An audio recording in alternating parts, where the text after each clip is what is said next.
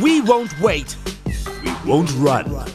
We'll conjure up the courage we need to create solutions for our homeland. Our Africa. With our courage, we will innovate for our time. We will raise up a new generation of independent actors who, with us, will build a new tomorrow. We won't wait. We won't run. We'll do it ourselves. We are #DIY Africa. Welcome to #DIY Africa, presented by the Civic Tech Innovation Forum and Jamfest.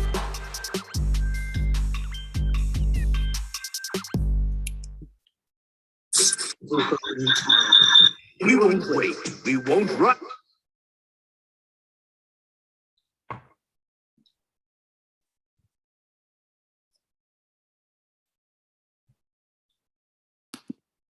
Awesome. Hello and welcome to everybody. My name is Tapo Chabalala and I will be your moderator for this session with Judy Nguta from the Conversation Africa. So during this session, we hope that you will leave this workshop with a better understanding of the various platforms or tools your newsroom can use to measure and analyze analytics and to grow your audiences. Now that we have sort of properly welcomed you, I want to cover a few housekeeping rules. If you can, please share and tweet today's conversation on social media using the hashtag JamfestAfrica 2021, as well as #DIY Africa. We really want this workshop to be interactive as much as possible. So please do use the Q&A function for any questions directed to Judy, and use the comment section for any comments directed to Judy as well. If you want to rather speak, do raise your hand and we will allow you to speak and share your comments or questions. Just so you know that this session is being recorded and will be available on our various digital platforms after this session. Joining me today, as I've mentioned, is Judy Nguta, who is the Audience Development Manager at the Conversation Africa, where her role is to grow the readership of the website. She has worked in the digital media space for almost 9 years and believes in the power of analytics and data-driven product growth. In the course of her career, she has established interest in audience engagement, content strategy, content creation, SEO, and web analytics. The perfect person to be heading this session, really. We have a lot to learn.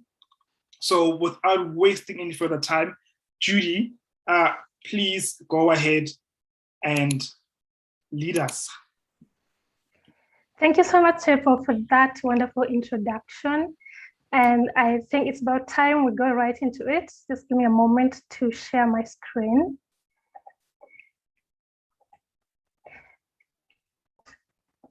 Right, there you have my screen. You can give me an indication whether you can see it properly. All looks good. Thank you. Since my introduction has already been done, I think I'll go straight into my presentation, which is audience development, part of what I do at the Conversation Africa. And I will start my presentation by telling you what the Conversation Africa is, who is the Conversation Africa, what we do, and how it links to the topic that we are discussing today. All right, the Conversation Africa, the conversation.com/Africa is how you get the Conversation Africa. And this is the typical landing page that you find when you get onto the Conversation Africa.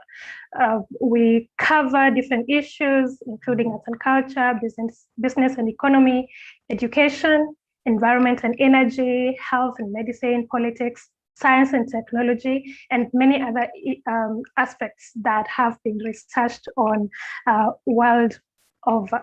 So a bit more detail about the Conversation Africa. It is a part of 8 global editions. And if you go to the Conversation Africa website, there's a drop down here, and this is just a list of all the editions that form part of the Conversation group. And that includes editions in Australia, Canada, Spain, France, Indonesia, New Zealand is part of Australia here. You have the UK and the US. That makes up to 8 editions that cover different issues in different places around the globe. The Conversation Media Group was founded in 2011, but the Conversation Africa was launched in 2015, and it has presence in 5 African countries, including South Africa, Kenya, where I am based. We have Nigeria, Ghana, and Senegal, just some of the places where we have a footprint at the moment. The conversation, the things that are covered here include news and analysis. News will be issues to do with things happening in the research world. I think at this point it would be good to mention that everybody that writes for the Conversation Africa is drawn from the academic and the research community. So if there's any news and new things coming out of the research community, out of the academia, then we will make that into a story and publish it. We also do news analysis, analysis of things happening around the continent. Look at the photo on my screen here is showing an analysis of the coup that happened in Guinea.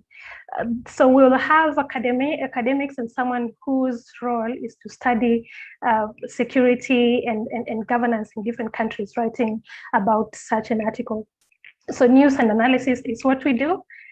Everything published under the Conversation Africa is published under Creative Commons.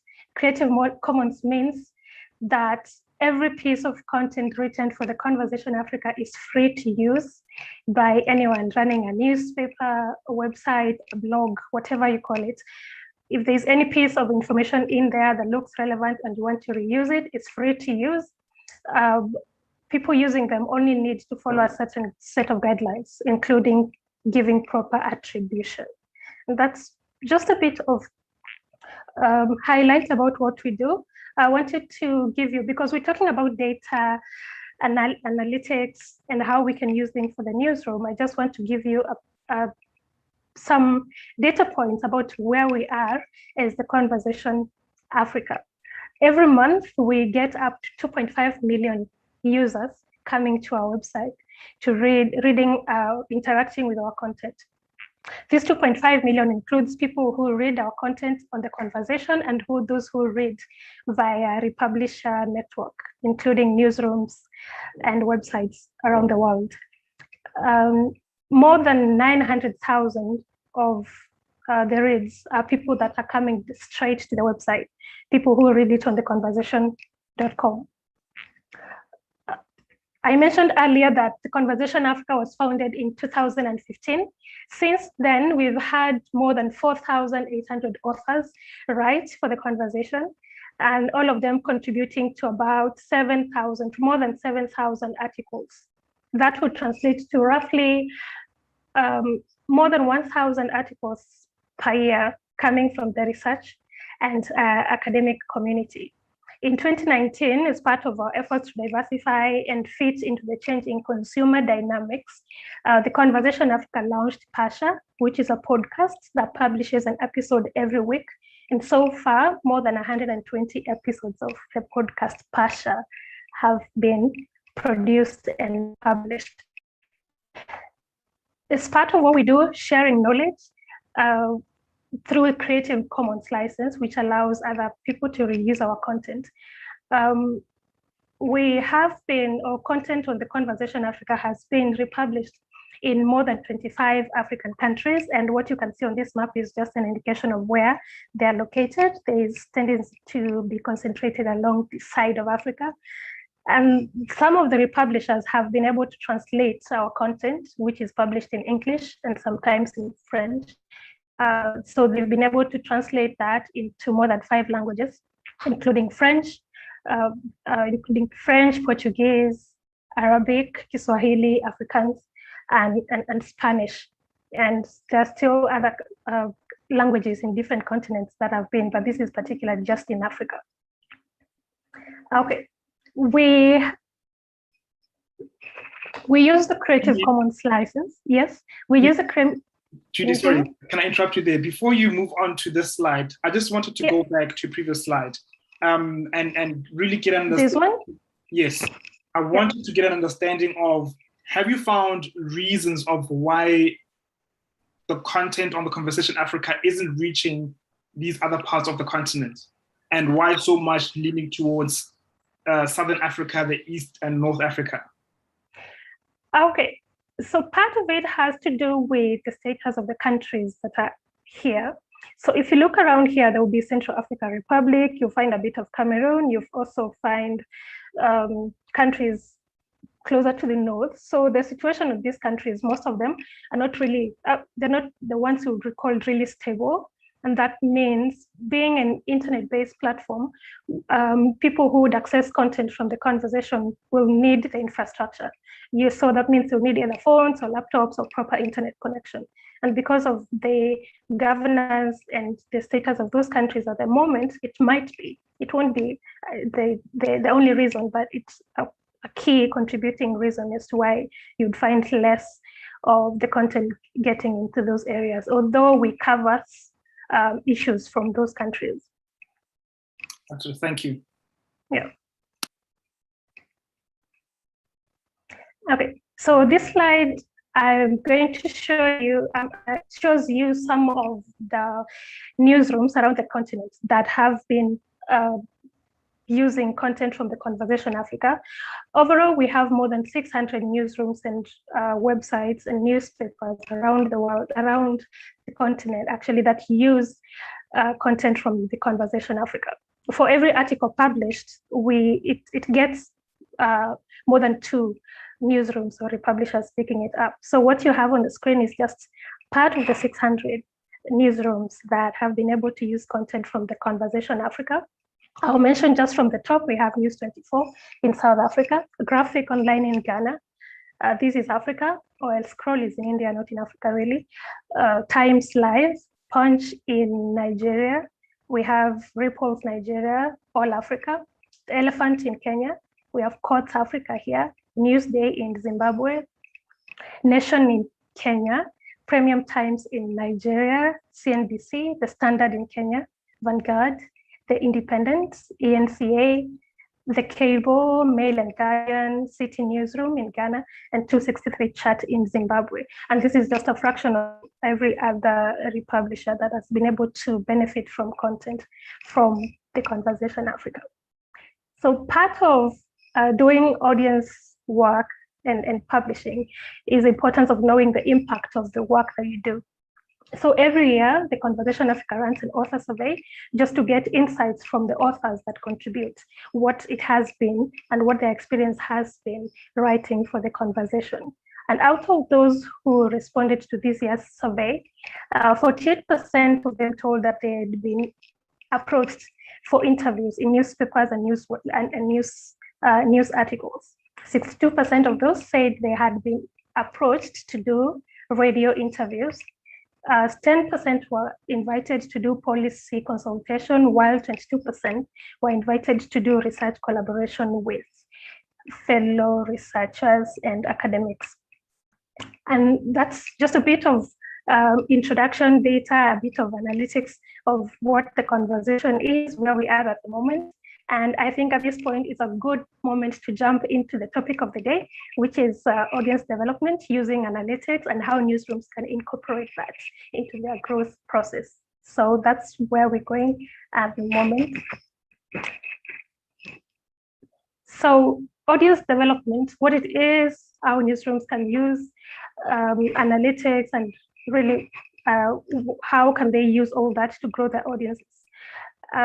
I want to approach this by first telling us what is audience development in the first place, because for you to do audience development successfully, you need to understand where you're coming from and what it is, what it entails. And you might also realize in the process of explaining this that it is something that newsrooms have been using all along, and maybe unknowingly, just because the term audience development started gaining popularity just a few years back. But it's something that many newsrooms have been doing.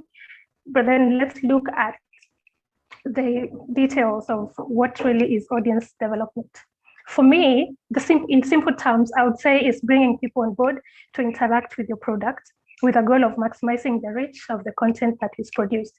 Because you don't need to produce, you don't want to produce content, publish it, and then it just sits there on your website and not have people reading it. So audience development entails the use of metrics and insights to help editorial teams know the audience they're serving. For example, it will be good to know where your audience is located. I've just shown you a map showing where in Africa some of the content from the Conversation Africa has been republished. And that's a very good element for us to understand. Yes, we're producing this content, but who is it? Who is consuming that? So where the audience is located is a good point to understand. How do they engage with that content? You want to know when and what it wants to consume, because you might be producing content that is not what your consumers want to consume. So by looking at data, it will be so much easier to decide on what to publish, what format you can use, when to publish, and maybe sometimes the length. The length of the content is important, especially now in the internet age. The attention span of people is really reducing by the minute, and it's good to know whether whatever you're producing is making sense. So we just want to look briefly at audience elements of audience development. What do you consider, or what do you look at when you're trying to build and sustain your audience? And the first element is understanding your product. It's good to understand what it is that you're producing and why you're producing it, for who you're producing, and things like that. Some newsrooms are starting to incorporate product thinking into their workflow, and it's a very good way of building and sustaining meaningful products. So I'll look at product thinking as look at your news that you produce, your website, your newsletter. You look at it as your product. And the product has to go through the entire process of ideation. Why are you doing it in the first place? What's the production process like? The moment you understand what you're producing, what's the production process like? And finally, how do you get it to the market? So for you to do proper audience development, it's good to understand all these aspects of your product, of your newsletter, of your website, and so on. So in the context of a newsroom, product thinking prioritizes the kind of content users need, as opposed to what seems convenient for your newsroom. There is tendency sometimes to look at what's available or what is so easy for us to produce, while audiences would have wanted something different.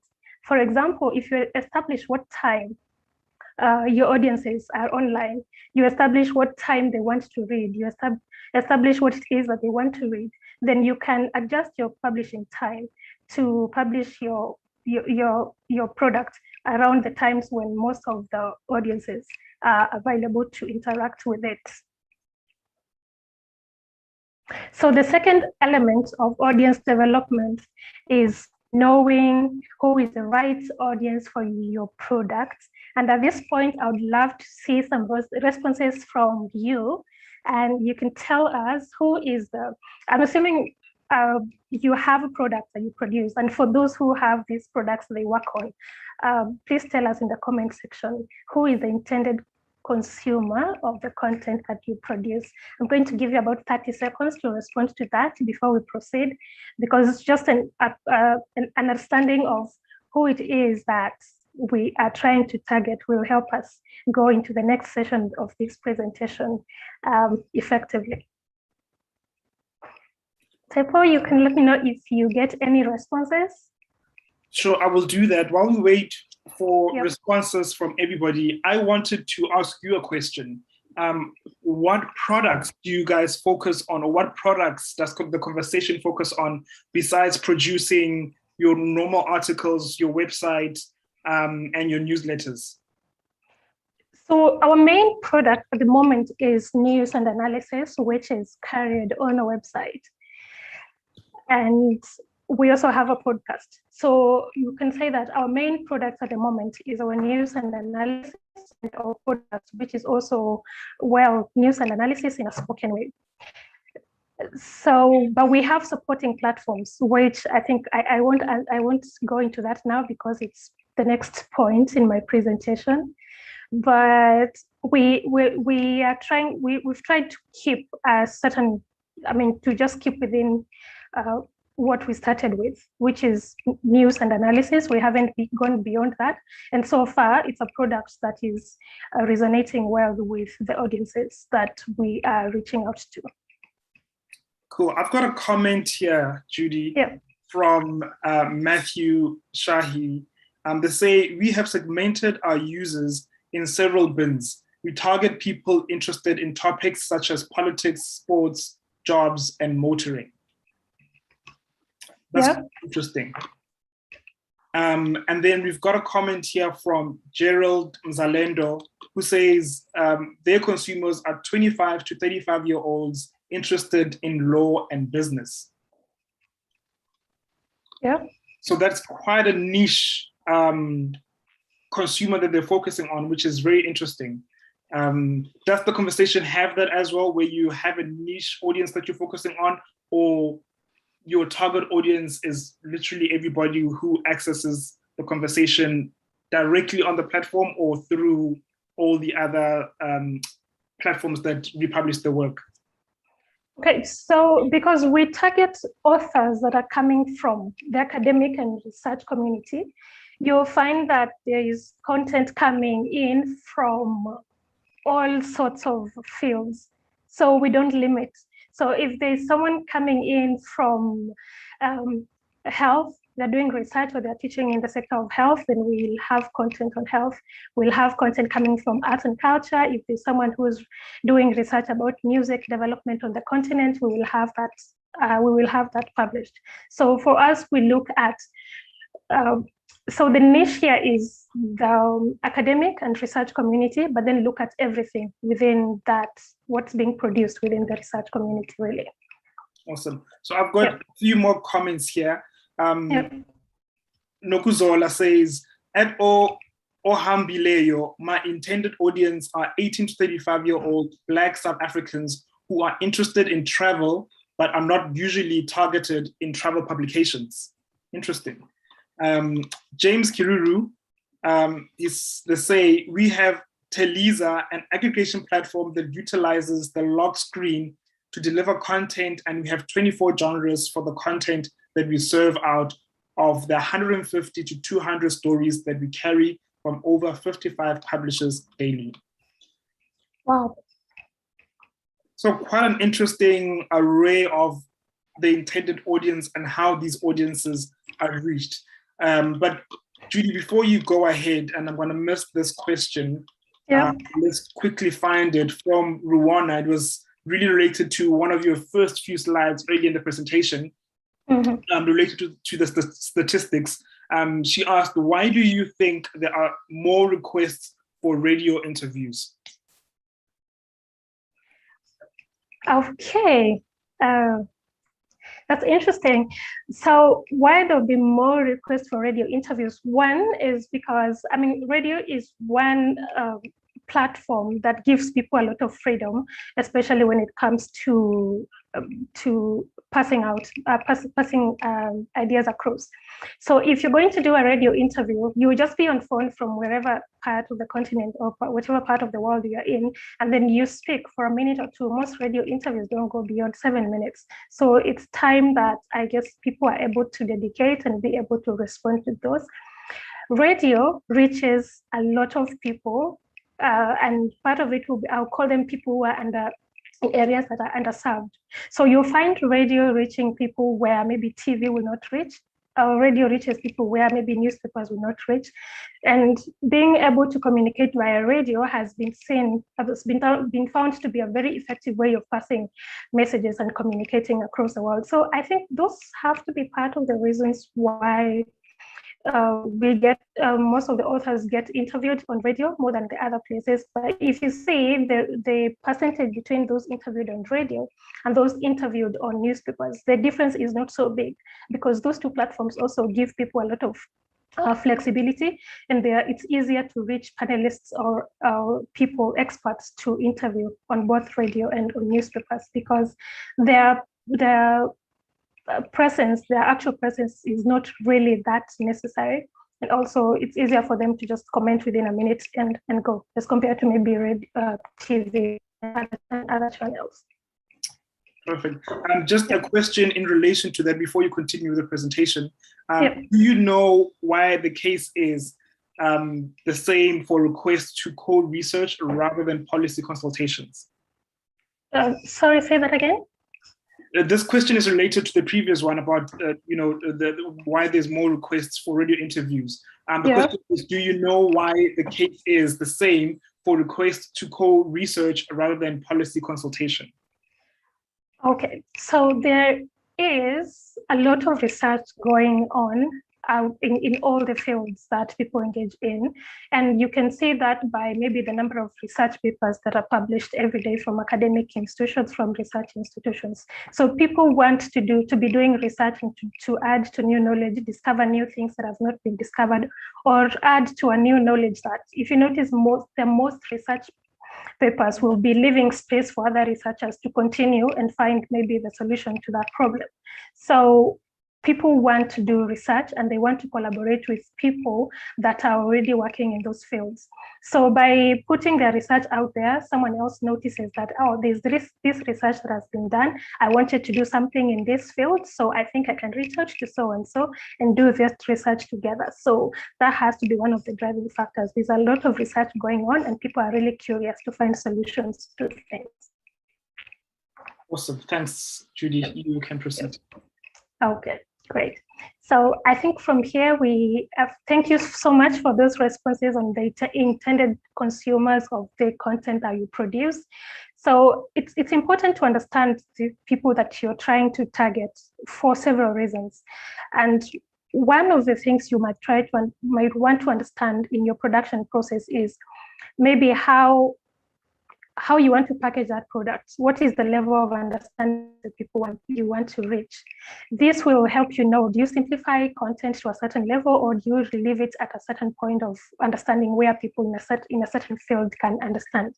But overall, most people like simplified content, but you don't simplify it so to lose meaning. You simplify it in a way that is effectively communicating to the people that you want to reach. So it's good to understand your audience, where they're located, what's their age, what devices they are reading your product on, and to just know their interests. I'm happy to see that there are people who are targeting people in the motoring sector, targeting people in politics, sports. I've seen also in the travel industry and things like that. So that's a very good starting point when you're trying to build your audience, because if you produce content in the travel sector and you've noticed a gap and you want to try and fill that, it helps so that you can know that the people you're targeting are actually coming to read your content and they're finding it useful. So some of the interests that you can, let me close this. Some of the interests that you can look out for when you're trying to understand your audience is what do they look out for? Are they interested in food and dining? For here, I'll use the example of last year, 2020, when many people were forced to stay at home because COVID-19 had started. And because of being at home, people were trying to find things to pass time and to make their times at home interesting. And one of the things that people did a lot, at least from what I could see from the internet, was cooking.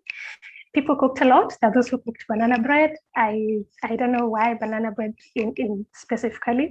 There are people who wanted to know how to bake. They wanted to know how to make salads and all kind of recipes that they could lay their hands on. So if there's someone who was targeting people in the food, dining, and that kind of area, it means that they had a very good chance to give content to these people who are really hungry for information on how to make these things. So if anyone was running a blog about cooking or running a blog about how to make your favorite smoothies or things like that, they really got a very good audience at this particular time. I suppose people haven't, as much as the interest for food and for cooking is not as much as it was then, there's still a bit of audience on that area. So you can look at areas like, are they interested in teaching and academia? For the Conversation Africa, for example, the academia and teaching community will be one of the interests or people that we'll be targeting, because we have people from the academic community writing. That means whatever they produce will be consumed both within the academic community and in the larger public. So that's an area of interest that we'll, for example, be interested in. Look at whether you have people in your audience that are book lovers? Do you want to do book reviews or do movie reviews and things like that? What content are they really looking out for? Organic farming, also related to food. There's a lot of people that have switched to organic farming and they talk about it and they like to promote that idea. So do you have part of an audience that is interested in that? For travel, road trips, destinations, sports. I've seen there is an audience that someone who is targeting people in the motoring sector. That means you've noticed there's a gap. And there are people who wanting to do, maybe if it's motoring sport or it's any kind of sport, football, and all sorts of sports, really. You can find people who are interested in various areas that you can actually provide meaningful information about.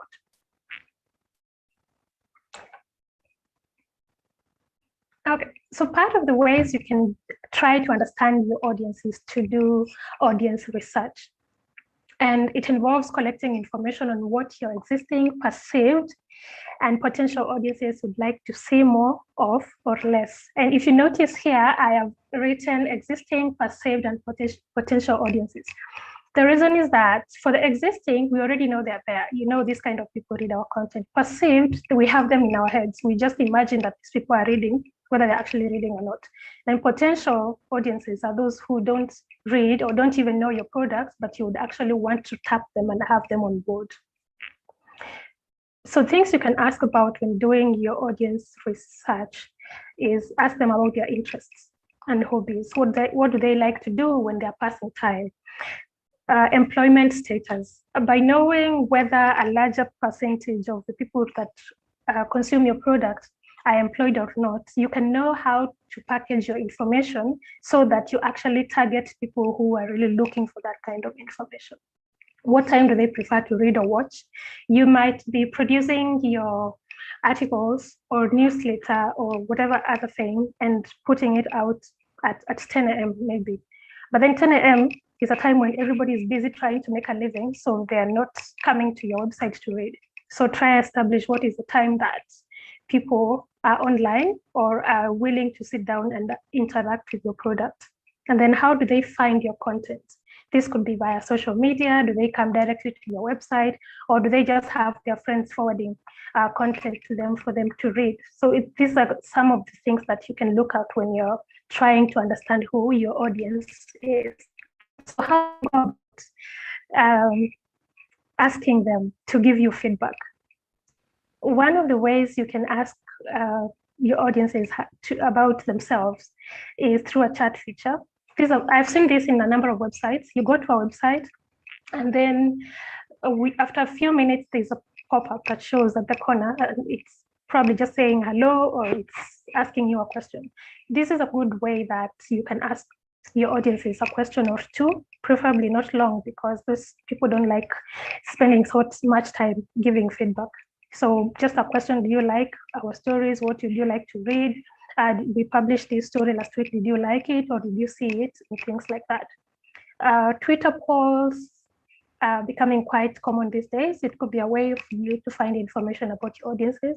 There are similar kind of polls on LinkedIn as well and different other places. You could also do a reader survey. Reader surveys are good because it helps you get feedback from mostly loyal and people who have interacted with your product for a while. I mean, these are the people who are most likely to spend a few minutes of their time and just give you feedback about your product. And that can be done either through Google Forms, Monkey Survey, SurveyMonkey.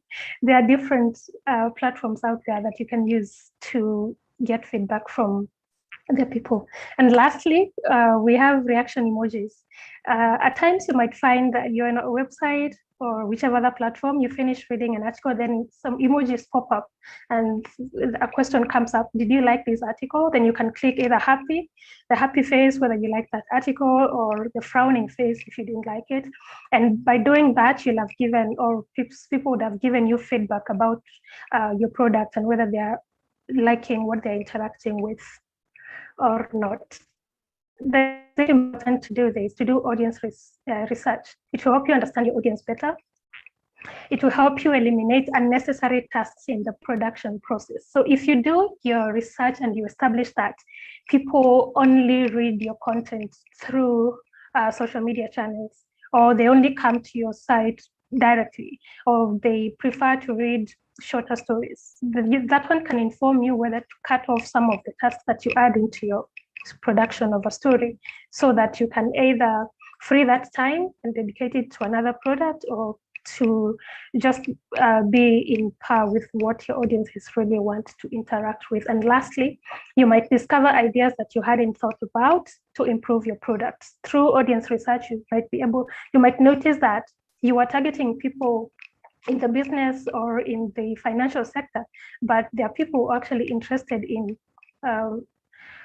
travel, and you hadn't thought about that. So that will give you an idea of what else to add, so that you can serve and retain the audience that you actually wanted to. The last part, which comes with a question. Yes, Beppo? Before you proceed, I wanted to find out, how often do you do these surveys or user feedback? Okay. For the Conversation Africa, we do that per year. So we have an annual reader survey. Our annual reader survey is actually happening right now. I think it started this week and it goes on for the next 3 weeks. So we do that every year, and it helps us to just get a feel of the changing consumer dynamics and whether people are interested in the things they wanted last year, or they want to see different things. The author survey too, we try to do it every year, because we get different kinds of authors coming to write for the Conversation every other time. And maybe the feedback that was there last year is different from the experiences they're having now. So we try to do that once every year. And then how do you encourage people to respond to surveys? I've noticed a lot of the times the response rate for user feedback survey is quite low. At the Conversation, how do you guys do it to encourage a good proportion of feedback that will allow you to make efficient changes if need be? Okay, so from the onset, first, we understand that not everybody that receives the survey is going to respond. So for every survey, you can say that maybe 20% of the people that receive it respond. And if 20% of the people respond, that's very good data for you, because it tells you that out of all the people that access your product, only 20% are loyal. Loyal in the sense that they know you and they want to spend more time and interact with you. So that's one thing to understand first when you're doing the survey. Then just to encourage people to respond to it. So we have, for example, at the moment, we're doing, they're called pop-ups on the website. So if you come to the website, read one article, before you leave, it pops up and asks you, before you go, respond to our survey and let us know how we can serve you better. So that's one way we do pop-ups. Then we post that on social media. We know social media is a very fluid place where things are just flowing, but then you won't miss a percentage of the people that read your content that are on social and that will spend some time to read, to respond to you. Then we also do those requests via the newsletter, because we have a newsletter that goes out every morning, and the newsletter tends to contain some of the loyal readers that we have at the Conversation. So that is one way where we try to encourage people to respond. So that's some of the 3 different ways that we use. Of course, if you go for an event like a place where we're meeting people who are interested in Conversation Africa, we also try to ask them to respond to the survey. So we'll use most of the available channels, but the newsletter is one of the major channels that we use. Before you proceed, Judy, one last question. Your third point there says, it helps you eliminate unnecessary tasks in your production process. At the Conversation Africa, what are some of those unnecessary tasks that you picked up following a user feedback survey? Okay, great. So part of the production process of the Conversation Africa is the content is written by the academic or the researcher, but then it's edited by editors at the Conversation Africa. So there is a process of reading the piece of research and trying to find out what's the important aspect of that research that the public needs to know. So from our feedback, what we get most is that people appreciate the process that goes into making this research as effectively or simple to understand as possible. So I wouldn't really say we've eliminated an unnecessary process, because everything that we do is trying to make that article as simple as possible for most people or for everyone to understand. I wouldn't say I have top of my mind a process that we eliminated because of the feedback that we get. Yeah. Sure. Before you proceed, one question here from Nonkululeko. Typically, how long are your reader surveys? What are reasonable amount of time we can expect audiences to spend on surveys? That's a good question. Yeah, it is, because people don't want to spend a lot of time just responding to questions when they probably would be doing something else. So a survey that takes 7 to 10 minutes would be, especially if it's done once a year, it will be a reasonable time to ask people to spend responding to you. But the shorter the time, like spending 5 minutes, 7 minutes would be an ideal time. For the Conversation Africa, because we do that just once a year, our surveys won't go beyond 10 minutes. Yep. Thanks, Judy. Yeah. Okay, so now I'm going to mention the element of audience development, which I wanted also to hear from you people. On which platform do you publish your content? How we can spend like 30 seconds or 1 minute here just seeing what platform do you use? Is it a website? Is it a podcast? Is it WhatsApp? What channels? What platform do you use for your content?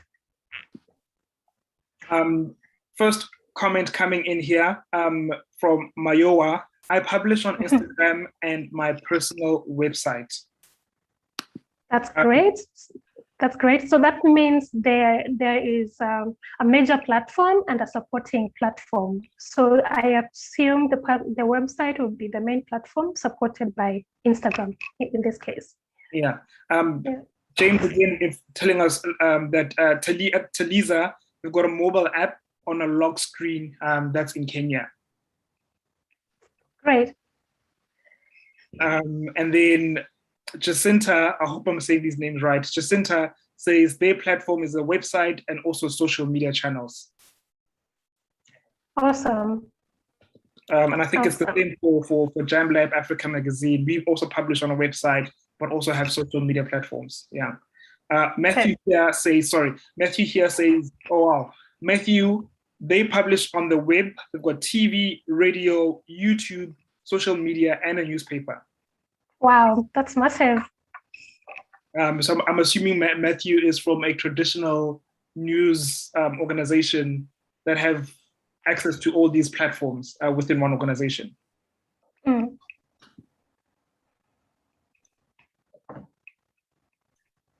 Okay. Yes. Happy to take one more comment if there is before we proceed. I think you can proceed, Judy. Okay, fantastic. So on what platform is your product? This is a very good thing to understand for you, because the kind of metrics and analytics you're going to be looking out for the products that on the platform that you publish your content. For example, if you're on a website, the metrics that you're going to look at will be slightly different from the metrics that you look at when you're running a YouTube channel, for example, or when you or even when you're running a newspaper. I've noticed that we have a new trend where people are having newspapers. They call them newspapers when they're in PDF form, and they're being sent out to either via email or via WhatsApp. And it's really, it's a trend that is gaining momentum. I think for it to be growing at the rate that it's growing, it means that it's reaching a certain kind of audience and it's having a need that was there previously. So understanding what platform your product is on will dictate what kind of metrics or the analytics you're going to look out for.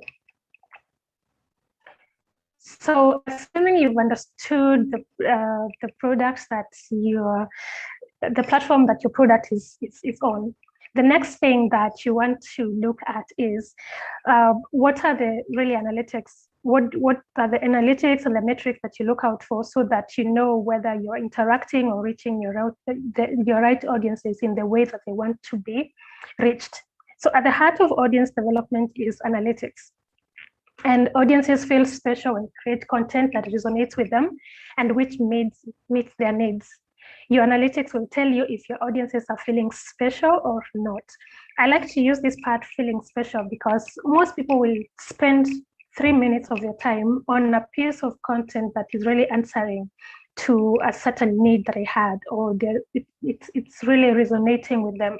And that's where the point for your audience feeling special comes in. That's when people will read your content, they will forward to their friends, and they will come back and comment and say, this was a nice article, or can you give us information about this and this in future? So what kind of analytics should you pay attention to? Okay, I think this is the last time I'm asking you to comment about things, but still in the chat section, please let me know if you've been tracking any data for your content. What are some of the analytics, or what some of the metrics that you've been looking out for? Again, 30 seconds or so before we proceed. What kind of analytics, what kind of metrics have you been looking out for? And Judy, this is, of course, across whatever platform somebody's using. So if it's a website, what analytics are they using for the website? What platforms they're using to analyze the data? Social media, what platforms are they using to analyze the data? Is it the native analytics that they're using, or are they using external platforms? Okay, great. We're going to talk about that in the next slide. So I think it's just in time. Okay. So a comment here from Matthew. They say, we look for how users interact with our data. We look for casual, loyal, and brand lovers using time spent, frequency of visits, etc. Okay, that sounds good. Yemisi at Awim says, we use Google Analytics and we also do surveys regularly. Okay, that's great. Cool, those are the 2 comments. We'll give another 10 seconds to see if anybody else comments. Just getting an idea of the platforms that everybody uses for analytics. I know at Jamlab, we use Google Analytics, but outside of Jamlab, personally, I've also used a platform called Data Studio that really lays out your data quite beautifully. And of course, we use the normal native analytics from your social media platforms, your normal Instagram analytics, Twitter, and Facebook native analytics. You can proceed, Judy. Oh, one more comment. I use, this is from Mayowa, I use analytics that are native to each platform, so Instagram Insights and WordPress stats. Oh, great. That's good to hear. I mean, it helps to give us a perspective about what people have used, what they've interacted with. I mean, and these are metrics really that span across all the channels that we use, maybe from websites, from YouTube, from social media, and things like that. So there's a lot of data available out there, and really what you look out for will really largely depend on your newsroom's definition of success. What one website or one newsroom will look at might be different from what another newsroom will be looking at. And that's good to understand, so that you're not just looking at data and it looks, it doesn't say anything about what you're trying to do. So it's good to understand what it is that you're looking out for and why would you want to understand that kind of metric. So there are different kinds of metrics that you can look out for, but I'm going to mention just a few that you can pay attention to and why it's important to pay attention to those. I won't mention, I'm sure some of you might have different other kinds of metrics that you think will be important. What I have here is roughly about 16 of them or even less. So let's go through them one by one. And one of important metric to look out for, especially if you run a website, will be real-time performance. This will tell you how many visitors are on your platform at any given point. So if you publish an article now, in the next 10, 30 minutes, it will be interesting to look and see if you publish now, how many people are being attracted to the website because of that story. It's a good way, or it's a useful insight if you either need to reorganize your pages. You can notice that because of having some stories prioritized, they're not drawing as much traffic as they should. And by reorganizing your website or your landing pages, it will be possible for you to attract even more people, real-time performance to your website by just looking at that kind of metrics. So the second metric you can pay attention to is page views. I know there's a lot of divergent views out there about page views and what they mean, because page views mean a lot of things, a lot of different things to different platforms. But generally, they give you an idea of the number of times a page or a site has been viewed. And this might be an indicator of popularity. Not all the time page views indicate popularity. It could be that people are just passing by your site, they clicked on your article and they left, or they were looking for something, they didn't find it, so they left, they didn't actually interact with your site or with your content. But having a large amount of page views definitely will mean to you that your article or your site is popular. You can look at unique visitors. I've seen there is someone who said they look at unique visitors when they are trying to analyze their audiences and the traffic they're getting. Unique visitors give you a concrete view of the volume of individual visitors that your platform is getting. So at any given time, I mean, out of the page views that you get, there are people who are coming several times. So instead of looking at the page views, you want to get a granular view of who is actually coming to your website, and unique visitors will give you that metric. You can also look at time spent on site. How long are visitors spending on a story? And this may be an indicator of whether people are finding value in your content. If, for example, you have an article that is 3 minutes long and people on average spend less than a minute on that. So depending on what it is that you produce, you can analyze it from different perspectives. So instead of spending 3 minutes, people on average spend less than a minute, it might indicate that people don't want to read long or to watch long pieces of content. And that might be a reason for you to scale down on the number of words. Say you've been producing content that is 500 words and you notice people are not reading all of it. So what if you produce 300 words? So that might make people read and complete the entire piece that you wrote.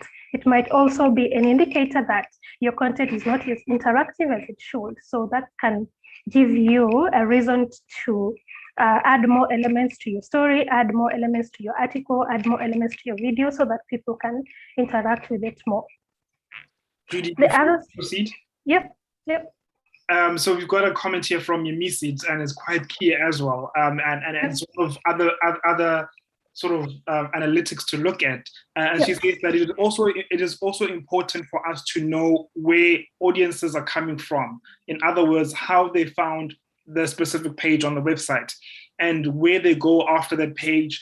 Do they spend more time on the website, and so on and so forth? That's very true. Thanks so much, Emisi, for that comment. Yeah, that's very true. And I think I'm going to be touching on something close to that in the next slide. Okay, is there a comment before I proceed? No, there isn't. You can proceed. Okay, so hold on. Okay. So the other metric that you can pay attention to is bounce rate. And the bounce rates, are people performing a desired action on your site? Or are they moving through to other sections of the site, and why not? So this will also depend on many factors, layout of your website, whether there's anything else available for them to do after they've read or they watched one piece of content. So your bounce rate will tell you whether if you have a one page of either website or that does not lead people elsewhere. Maybe your bounce rate is going to be high, and bounce rate is given in percentages. It goes up to 100%. So in a news situation, in a newsroom, I imagine that everybody wants people to read their articles and spend most time on the site and read another article and read another one. So if a bounce rate is probably bigger than 55%, I would call that a high bounce rate, and it could be a red flag or an indicator for you to do something so that people can interact with more of your content, right? Just interacting with one piece and then bouncing off. So that's bounce rate. It's also important to look at the articles or stories read per visit. This is also related to the bounce rate. If one person comes to the website, reads one story and goes, it's different from a user who comes, reads one article. In the process of reading the second article, they find another interesting article which they click through and they go and read. So looking at the number of articles or stories read per visit would be good for you to tell you whether you need to do something to keep people moving from one story to another, or if your website does not give you an option to do that, then it's also good to just look at the metric and say this is how people are flowing from one section of the website or one section of the platform to the other. Sorry. Then, yeah. I agree. Sarah has a question here, which I also missed as well. What did you say is a good or bad bounce rate? Okay, so I'm putting this in a newsroom situation because bounce rate varies a lot if you are doing different things with a website. But in a newsroom situation, I would say that a bounce rate that is bigger than 55%, 55 going to 100% is a high bounce rate. A bounce rate that is 55 and below is somehow acceptable because it means at 55%, people are spending more time on your site. They're moving from one article and reading another and reading another. So 55 and above, 56 and above will be a high bounce rate in a newsroom situation. Thanks, Judy. Yep. So reads per article is another metric that you can look at. How many people have visited an article after you've published? Say you have one article that has attracted 20,000 people, and then you get another article that attracts maybe 100,000 people. You see, that's a big gap in between. So of course, different stories will attract different amount of people to read them. But just looking at the differences and the amount of traffic each article is getting can give you an indicator whether you need to do something about the article to attract more people, because ideally your role or what you want is to have more people or larger audiences coming to your audience. So if few people are reading your article, what can you do to bring more? You can also look at demographics that relates to age and gender. I've seen in the comments earlier that there's someone who is targeting people 18 to 35, and that's a good age. I mean, that's their target. So if you analyze your data and you realize that, yes, you target 18 to 35, but people reading your website are maybe 36 to 50, what does that tell you? It could probably tell you that you are attracting people outside who you are targeting, or whatever you're producing, it does not resonate with the people that you're targeting. So it's good to look at that so that you can gauge whether you're attracting the right audience or not. You could also pay attention to location. I think Yemisi mentioned that. Location, depending on what's the coverage. For the Conversation Africa, for example, we cover the whole of Africa. So for the location, we look at everywhere. Where are people accessing us from? So some of the countries where we have physical presence in, like South Africa, Kenya, Nigeria, Ghana, we get enough or more audiences from there mostly because there is content from those regions that is coming out frequently, so people would resonate with it. So if we're getting content from a different place, for example, if we publish a story about Tanzania and it gets read more in Kenya than in Tanzania, what does that tell us? So those are some of the issues that are important to look at so that you know what audience you're targeting, which ones are coming to you, and what else do you need to do. You can look at traffic source as well. Traffic sources include organic traffic. These are people coming to your platform via search.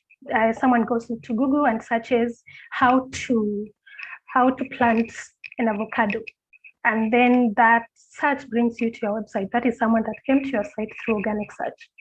So look at, did they come to you through directly to the site? Someone who comes to your site directly is a loyal reader or a loyal user, because they already know your URL. They know how to type the conversation.com and they come to our website.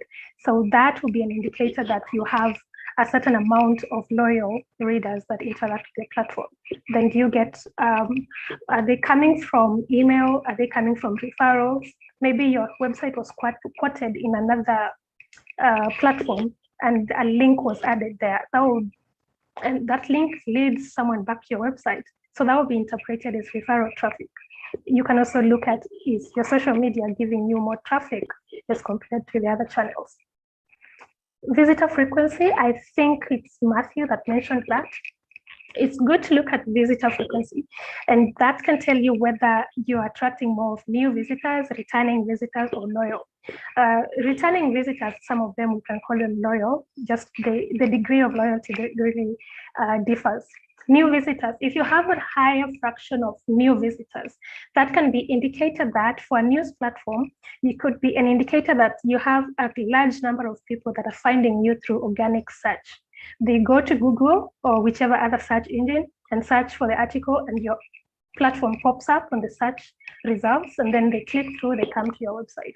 So that will be one of the things that you need to look at to know whether you're attracting a lot of new visitors or returning visitors, and what do you need to do if you have a lot of new visitors, what do you need to do to keep them coming back? And lastly, you can look at the device. This one is very important, especially in an age where people are shifting to mobile devices to consume content.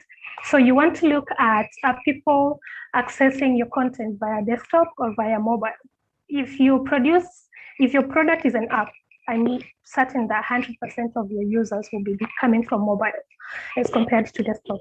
So if you have a certain fraction, say 50% people coming from on desktop and 50% on mobile, that tells you that you need to balance your production process to fit people on all channels. If you have 70% of your readers coming in through mobile, it means that you need to probably optimize your platform to cater for people who are accessing your content via mobile devices. Okay, so about all those metrics, where do we find them? There are different channels, platforms, and tools that are available out there. Whatever I've listed here is just a drop in the ocean, and it can serve as a way of researching. Use that as a pointer to research on what else you might want to use for yourself. But whatever I've listed up there, all of that can be found in Google Analytics. It's a free tool from Google. It requires you to have a Google account, but from the comment section, I can see that a lot of people use Google Analytics. So it's a tool that many people are conversant with. There are in-house dashboards. There are a number of websites that and platforms also that come with in-house dashboards, so that if you produce your content on a website, there is a dashboard attached to it that gives you an indication of how people are interacting with that. For the Conversation Africa, for example, we have a dashboard that gives us most of the information that we might need about how people are interacting with the content. For example, it's possible for us to look at the global reach, where is, as much as we're producing in Africa, where else in the world are people reading us? We're able to see that from our dashboard. How many stories published in a month or in a week or whichever time duration? How many comments in an article have been received within a certain time period? We can also look at the top sections. So at the beginning, I showed you the number of sections that we have on our website. So the dashboard can show us which of those sections that is doing better within this time period as compared to the others. So that's for in-house dashboards. So the other channels that you can use, and most of these are paid for, is Parsley. It gives you an Google Analytics feel. It's only that for this one, it gives you insights. So if it shows you have a bounce rate of 50 or 60%, there will be an insight telling you what that would actually mean. So it kind of simplifies what you need to do in order to improve whatever you're offering. Same thing for chatbits, comes with a combination of things. And then the most fascinating feature about chatbit is that it allows you to compare performance between headlines. If you want to, I think we can call this A/B testing. You have headline 1 and headline 2, you publish both of them, and then chat tells you headline 1 is performing better than 2, so you pick the one that performs better. It does the same for photos also. You can compare which photo is attracting more people than the other, so that you can reach an optimal amount of audience. And then we have content insights, which also gives you a feel of what your content is like across your platforms. Judy, yep. Before you proceed, you mentioned something quite important there, A/B testing. How often should one do it? And of course, this is asking across platforms, doing it for headlines for the website and doing it for subject lines for newsletters, especially for those who create niche newsletters. How often should we be doing A/B testing? Well, I don't think I have a straightforward answer to that, because when you want to do A/B testing, mostly it's because you can't really make a choice between 2 or 3 things. So there are times when you're publishing a piece of article and you know that for sure, if I use this headline, it's going to do well. But then you are in another situation where you are not sure whether people are attracted to a certain kind of wording or different kind of phrasing. So that would really vary with the content that you're producing. But I don't want to say that it's okay to do it or once a week or every day, but it's good for every situation to look at the prevailing situations.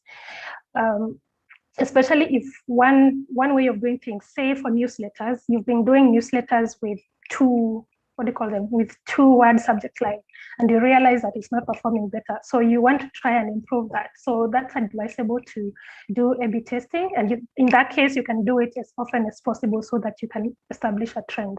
But generally, I don't think I wouldn't say I have straightforward answer to do it this number of times. Thanks, Judy. To everybody in attendance, we have about 20 minutes left for this session. If you do have questions about your publication, or you need sort of advice on anything related to the topic of discussion right now, please do ask it in the chat. Please do raise your hand. We can allow you to talk, and you can use Judy while she's here to get that advice, that guidance on analytics. I've got one question that's come through the chat. How many of these analytics channels do you use at the Conversation Africa? Okay, great. So we use Google Analytics. We use our in-house dashboard, which I find quite extensive. So it gives quite a range of metrics that we find useful. For the Google Analytics, we do also use Data Studio. You mentioned, Tepo, about Data Studio that you use. So we use that for visualizing the data we get from Google Analytics. You notice that if you use Google Analytics, it can give you a vast amount of data that sometimes you don't know what to do with it. And if you want to do reporting to editorial team or to whoever else wants to consume that data, it's just too much. So when you have Data Studio, it visualizes your data in simple charts and simple graphs that it's easier to, when you're passing that report to people who really want to consume it, then it's you're passing the message in a very simple way and very effectively. Awesome. Thanks, Judy. Yep. Okay, so we can go to the next step now. Yes. Okay, so audience development is never complete without social listening. So this is the last part of this presentation. So it's going to be quite short. So if there's any person with questions, I think it's a good time to start typing them into the chat.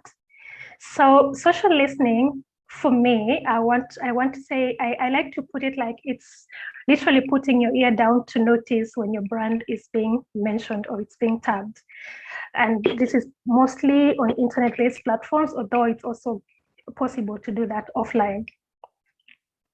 So what are some of the things that you look out for when you're doing social listening? And social listening, it has, okay, you can look at has an influential person or entity mentioned your article and in what light.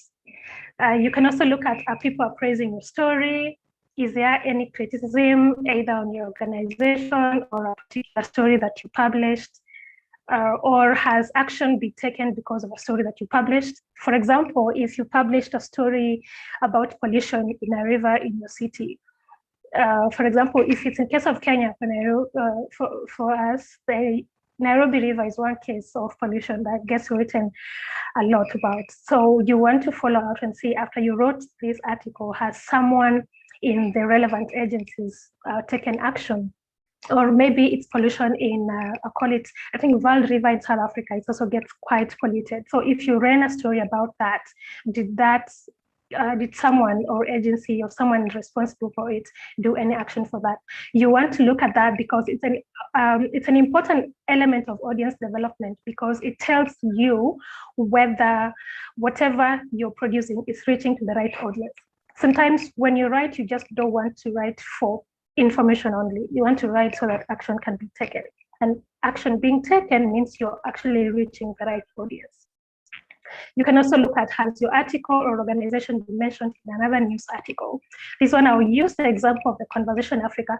For example, the articles that are published are written by researchers, by academics, which all of them write from the point of expertise. So oftentimes, I showed you the slide where it shows 48% of them are interviewed on newspapers, 62% on radio. So we want to follow up and see who has been interviewed where, who has been approached to do policy consultation, who has been approached to write a column in a newspaper. That happens quite a lot. So those are some of the things that you can look out when you're doing social listening. So how can you carry out social listening? You can do that through social media. It's one thing that has brought information close to everybody's hands. So if you have a handle and someone mentions you, or a hashtag that you follow and someone mentions you, you're able to know how far your content is going and who is mentioning you, who is interacting with it. You can use media monitoring services. These have been there for so long, including press clipping services, where you get the newspaper cuttings and magazine cuttings and piling them together, especially when it relates to something that you had done. So there are other platforms that you can use to do this social listening. I've just listed 4 of them, but they can serve as a way of informing you on what else you can look out for. The first one is Sprout Social. It's very popular. It gives you performance reports and analysis of your content and how everything is performing on social platforms. You do social listening, really. You can just see who is mentioning you, who has tagged your article, who has said what about your piece of article. You can also do hashtag analysis using Sprout Social. Buffer is another platform that you can use that, apart from social listening, it gives you performance report and analysis. From it, you can tell which are the best days to post. If you post at the optimal times, your content performs better, it reaches the right audiences, which is really the ultimate goal. You wanted the audiences to interact with your content. Then there's a variety of metrics that you can look at from the different platforms that you attach to it. For example, you can look at impressions, you can look at comments, you can look at retweets collectively without having to go to every individual article. Bazomo is another platform that you can use. This one is good for spotting media mentions, especially that's very good at media monitoring. You can identify content patterns and trends. You can find new content ideas because it shows you what are people interacting more with. And you can also discover potential influencers. We're in a world where people are relying a lot on influencers to get their products to the right audiences. And that would be a good place to discover some of those influencers. CrowdTangle is a tool by Facebook, which, among other things, you can use it to compare your platform with other accounts. So on CrowdTangle, you can do a list of maybe news platforms in your country or in your region. And then every day it shows you whose content is doing better than the other. Then from there, you can look at trends, like what did they do that helped them do better and what can we borrow from that. It's also good for content discovery. You can look at the trending and viral content, and that can help you decide whether to prioritize a piece of article at this particular time or not, depending on how people are finding interest in other related articles out there. And lastly, you can use CrowdTangle to search who is sharing your links.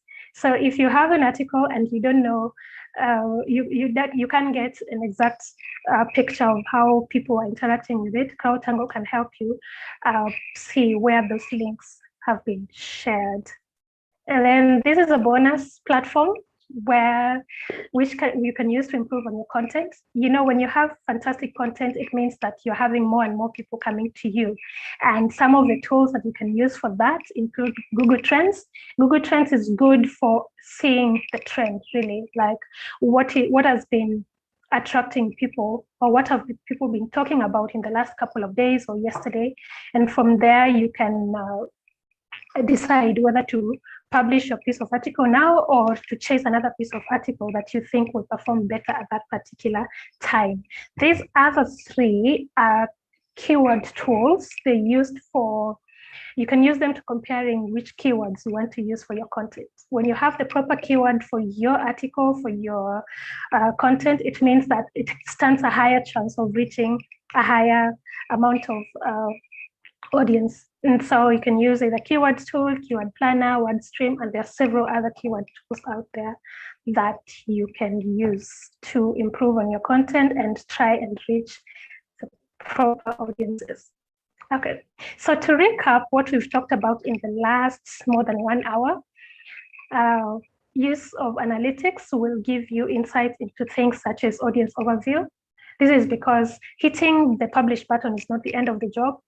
You need to gain insights into behavior, interests, opinions, so that you can know how to treat your content and your audiences in the future. Story prioritization, I know I have mentioned this a number of times. It's very key, especially if you want to reorganize your homepage, or you want to publish an article now as compared to waiting for later. So understanding, looking at your analytics can help you make that decision. Then choice of story format is another thing that you need, that is important, especially when you want to decide, are you going to publish a long story, a short story? There's a trend towards a section of people wanting to interact with very short pieces of information or pieces of content, and then there are other people that prefer to read the long pieces of information. So understanding what your metrics look like can help you make this decision. Story planning, you can know what works better and what doesn't. For example, if you publish articles that get an article that gets maybe 100,000, I'm using that as just a random figure, and another article gets you 5,000, you know what kind of content people are likely to interact more with and what you're likely to leave or to go with. Story mimicking, this happens a lot, especially in the news sector.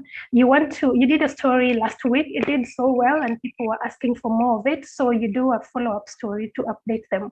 For example, I mentioned earlier about a story, if you publish a story about pollution, and then the Ministry of Environment does something that actually solves that problem, you want to do a follow-up story and tell people, after we did this story, this actually happened. And that's way of I don't want to call trapping, but keeping your audiences engaged. And lastly, it's very good to look at analytics so that you can evaluate your performance, how you and your team have performed generally, and whether you need to do any changes or improvements on your production process.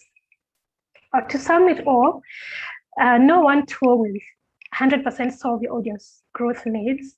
And therefore, it's important to look at what it is that you're looking for and find out how you're going to mix the different tools and platforms so that you can build and sustain your audiences across your platforms.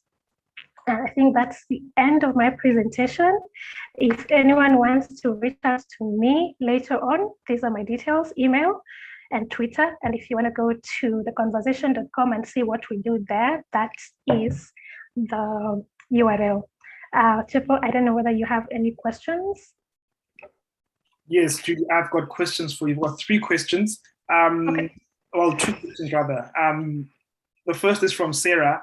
They're asking, what are some of the biggest changes the Conversation Africa has seen over the past few years in terms of reader analysis and in terms of COVID-19? What kind of changes have you seen? Okay. The biggest changes the Conversation Africa has seen, I would say that if I compare January of 2019 to probably December of 2020, or even currently where we are, we've seen the big change has been the change really, or a growth in our numbers. In January 2019, we were literally having maybe 300,000 people coming to our site every month. At the moment, that number stands at 1 million. And that's big change. Most of that happened last year when COVID-19 happened. I think that one I'm merging the 2 questions from Sarah. So in 2019, because of the pandemic and people were really looking out for information about what is COVID, what is it like, how long is it going to be here, are we all going to die, and things like that. So there were a lot of people that were looking out for information, and Conversation Africa came in to bridge that gap. And I can say that at around March, April, May, and June of 2020 must have been the time when we recorded the highest traffic we've had since 2015, because of giving people the content that we were actually looking for. One of the articles that I could mention that really drove a lot of traffic was around the time when COVID came, people didn't know how to deal with it. And then countries were really copying what the other people were doing. For example, South Africa would copy what maybe the UK did, or Kenya would copy what the US did. And that was getting to the nerves of many people. So we did an article about COVID-19. There's no one size fits all, and that is one of our best performing articles we did, because it was serving to fulfill a gap and kind of information that we're looking out for. And also related to COVID-19, at a time when I think Italy and a few other countries were recording a lot of deaths, and there were not as many deaths in African countries. We did an article about COVID-19 and why there is not as many deaths in Africa as in other places. That is also one of the best articles that we had, because it was solving, or it was answering to a question that was in many people's minds. Simple. Awesome. Thanks, Judy. I've got one last question, but while you answer this question, if you could go back to your slides with your details, so that people can just click on those. Yes. So a question from Nkululego. Are these paid tools? I think she's referring to your last 2 slides where you were showing the slides on other important platforms and the slide on social listening platforms. And she's asking, are these platforms, are these paid tools or are they free? Media monitoring and content analysis services can be quite pricey. So it'd be great to learn to utilize these social listening tools by oneself. Okay, so let's start here, for example. So most of these tools are paid, especially the ones on, I hope you're seeing the screen on platforms. Yes, we are. Yeah, so these first 3 are paid. CrowdTangle is a free tool that comes with Facebook.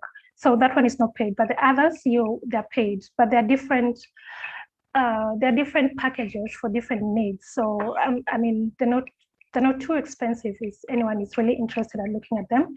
So that is there. So here, Google Trends is free, and WordStream is free.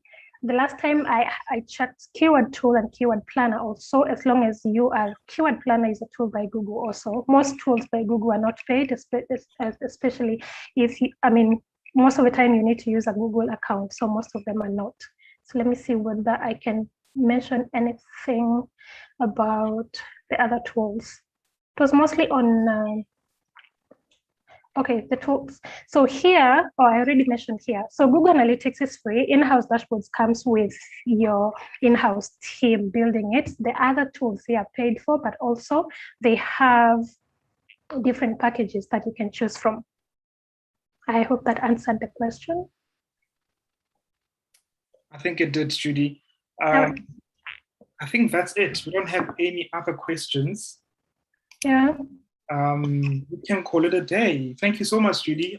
This has really been great. I see in the comments as well, people are grateful. They say they've learned a lot from this session, a lot of takeaways, and this is great. And that's what we came here for. Thank you so much, Judy. Really, really appreciate it. And for those who want to keep in touch with Judy, her details are on the screen right now, but also you can find her on social media at Judy Nguta during the entire week or forever. Chat to Judy, ask her for the advice that you need and the guidance, and take it from there. Ladies and gentlemen, we've reached the end of this session. Please join us next in a few minutes, in about 4 minutes time, for our next session starting in a few seconds with Zigogo's editor-in-chief, Edwin Madu, on the importance of reaching young audiences. This discussion will be moderated by Rosie Maseko, who's part of Jamlab as well. And then thereafter, we have our first hangout for exhibitions. Please do join us for that. It should be a fun session. Come check out some of the organizations that are showcasing some of their work. That's part of what we do here at Jamfest, is to celebrate innovation and people that are doing things themselves.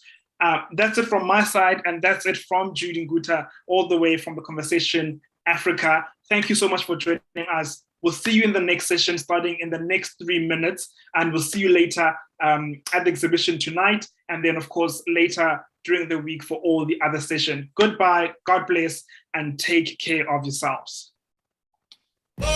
Singamaqhawe. Sisi wenyewe ni mashujaa. Nous sommes nos propres héros. Tirimagamba Pachedu. We are our own heroes. Power to the innovators, the DIYers across the continent. Power to you who push the doors wide open. Power to you who've planted good seed on fertile African ground. We celebrate you. Thank you for joining us. Visit our websites and social media platforms to continue the conversation.